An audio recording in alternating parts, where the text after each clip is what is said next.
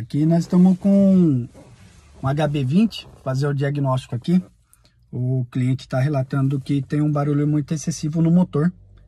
Ele é um HB20 3 cilindros GDI turbo, né? E um defeito crônico nesses carros aqui é um barulho excessivo na bomba de alta. Vocês podem ver aí, ó, não tem nenhum defeito registrado, tá? Da partida aqui no veículo.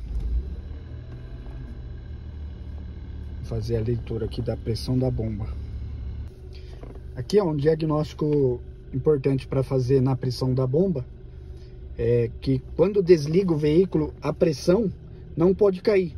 Porque se a pressão estiver caindo quando desliga o veículo, há um vazamento interno na bomba de combustível. Então eu vou desligar o motor e a pressão tem que manter ou subir.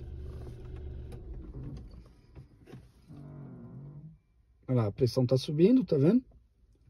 Então isso daí indica que a bomba não tem um vazamento interno.